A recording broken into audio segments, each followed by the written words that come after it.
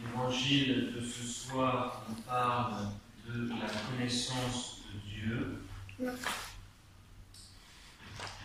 Dieu se fait connaître, il se révèle par la révélation avec un grand R, c'est-à-dire que Dieu se fait connaître. Et précisément, ce soir, nous fêtons Sainte Marguerite Marie, celle à laquelle Dieu s'est fait connaître très précisément. Jésus a fait connaître son Sacré-Cœur, son cœur sacré, à Sainte Marguerite Marie. Donc, comme toujours, les choix des lectures est tout à fait opportun ce soir. L'Évangile correspond donc bien à cette sainte que nous fêtons ce soir. Elle a reçu une révélation tout à fait particulière de Jésus qui lui a montré son cœur et lui a demandé ensuite de révéler les trésors de son cœur à toute l'humanité. Qu'est-ce que nous dit cet évangile ? Eh bien, il nous dit deux choses. Il nous dit que Dieu se révèle aux petits et non aux sages et aux savants.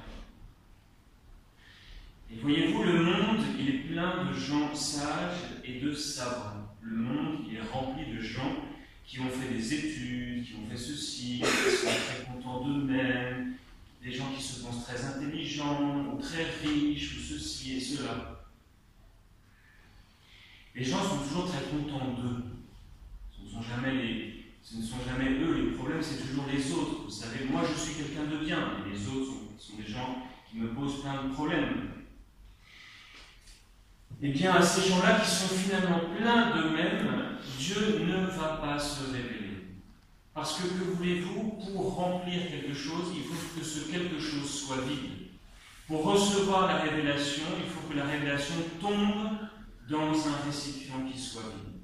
Et la personne qui est pleine d'elle-même, de son intelligence, de sa richesse, eh bien, elle est pleine, et donc elle ne peut pas recevoir la révélation. En revanche, l'enfant, le tout petit, il est totalement faible, il est ignorant, il est totalement dépendant de ses parents. Le tout petit, il est totalement disponible, il est totalement vide, et il peut recevoir la révélation. Deuxième point que nous dit cet évangile, ce que nous dit Jésus ici, c'est que Jésus se révèle, Dieu se révèle à ses disciples. Il faut que nous devenions des disciples de Jésus. Exactement ce que les apôtres sont devenus.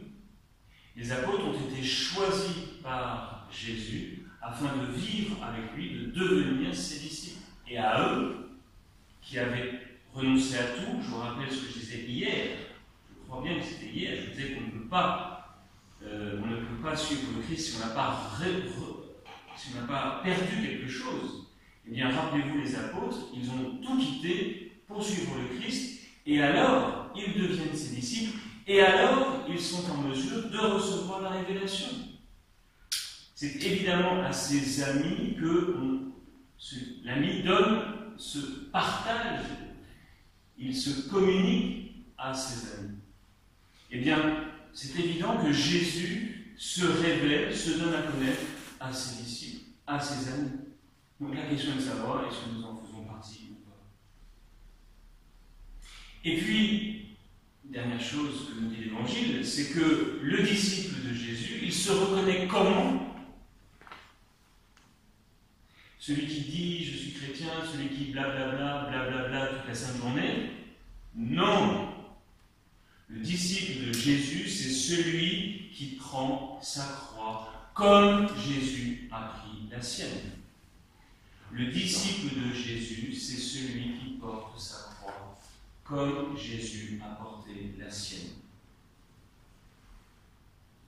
Alors voilà tout le programme. Le programme, c'est de devenir des disciples de Jésus afin de recevoir sa révélation, afin de le connaître. Et pour cela, il faut être tout petit et porter sa croix. C'est tout simple. Angulaire, église.